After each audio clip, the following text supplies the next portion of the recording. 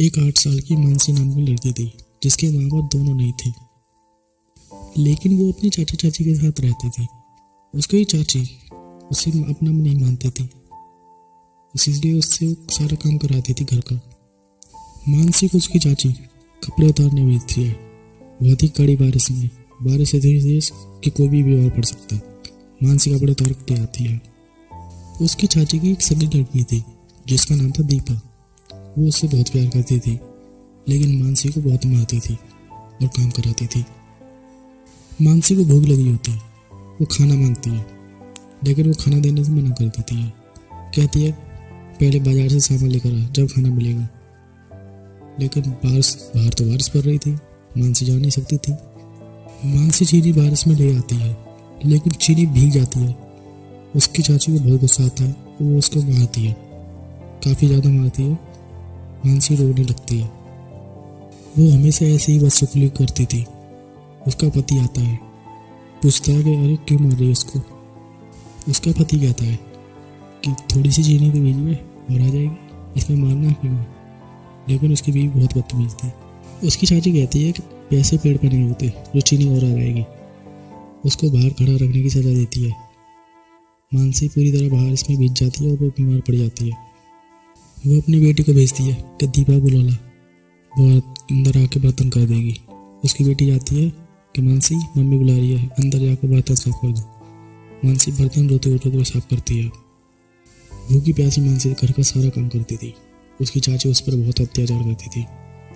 एक दिन सुधा मवाली जैसे गुंडे से बात कर रही थी, लेकिन पता नहीं था उसको क्या बात कर रही थी। दूसरे दिन किशोर किसी काम से बाहर जाता है और वो अकेले पड़ जाती है। उसी दिन उसकी चाची मानसी से बड़े प्यार से बोलती है कि मानसी बेटा चलो मैं तुम्हें बाहर से चप्पल दिखा के लाती हूँ, ये सब टूटी हुई है। मानसी को वो मॉल में लेकर जाती है चप्पल खरीदने, लेकिन वो अपनी बेटी को लेकर और खुद वहाँ से चली जाती है। मानसी को वहाँ अकेला छोड़ जाती है, यानी कि उसे वहीं छोड़ कर चली जाती है। लेकिन इधर ही ये दुकानदार ग्राहकों में व्यस्त हो जाता है, उनको सामान देने में।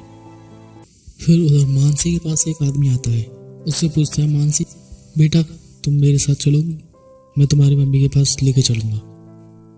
तो वो आदमी उस लड़की को अपने साथ लेकर चल देता है। मानसी पूछती है कि आप मुझे कहाँ लेकर जा रही हो, ये तो मेरी चाची का घर का रास्ता नहीं है। वो जबरदस्ती लेकर जाता है, लेकिन मानसी उसका हाथ काट कर वहाँ से भाग जाती है। वो आदमी उसका पीछा करता है। मानसी भागती रहती है, रोते रोते भागती रहती है। वो एक सामने एक लेडी से टकरा जाती है। उसको सच बताती है कि एक अंकल मुझको जबरदस्ती में अपने साथ लेकर जा रहे हैं। वो आंटी उस बच्ची को अपने साथ लेकर चली जाती है। फिर वो आदमी सुधा को फ़ोन करके बताता है कि लड़की ऐसे ऐसे मुझसे हाथ छुड़ा के भाग गई है, मिल नहीं रही है, मैंने वो ढूंढा। लेकिन सुधा ने उस लड़की को पैसों में बेच दिया था, जिससे कि वो किसी के पास ना पाए। मानसी जिस औरत से टकराई थी वो औरत उसको घर ले आई। वो अब उसके लिए खाना मंगाती है। मानसी पेट भर के खाना खाती है। उससे पूछती है बेटा कौन हो तुम। लड़की ने बताया कि आंटी मेरा नाम मानसी है, मेरी चाची मुझको दुकान पर छोड़ के चली गई, लेकिन उस गंदे अंकल ने मुझे पकड़ लिया और कह रहे थे मैं तुम्हें घर छोड़ दूंगा, इसीलिए मुझे कहीं और लेकर जा रहे थे। मैं हाथ छुड़ा कर भागी और आपके पास आ गई।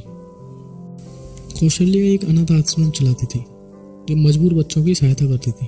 उधर मानसी का चाचा आ जाता है और उससे पूछता है मानसी कहाँ है, दिखाई नहीं दे रही। उसकी बीवी कह देती है कि यहीं कहीं होगी, देख लो। वो उसका चाचा के कमरे में जाता है, तभी व्यक्ति का फ़ोन आता है। वो उसकी सारी बात सुन लेता है जो उस आदमी की और उस औरत के बीच में हो रही थी। उसको पता चल जाता है कि इसने मानसी को पैसों में बेच दिया है।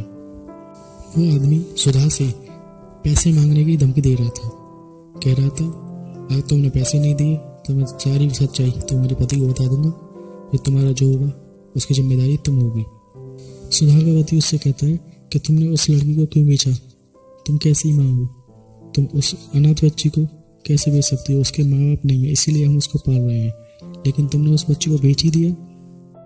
उसका चाचा उस गुंडे के घर पहुंचता है और गले मन पकड़ पूछता है कि बता मेरी बेटी कहाँ है, वरना मैं तुझे जान से मार दूंगा। उसको कई बार मारता है, लेकिन वो बताता नहीं है।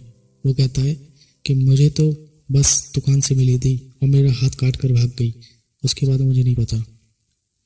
फिर वो पुलिस को बुला लेता है और पुलिस उसको अरेस्ट कर लेती है और उसकी चाचा से कहती है कि हमें एक खबर मिली है, कोई अनाथ आश्रम में एक लड़की मिली है कल। फिर वो लोग वहाँ जाते हैं।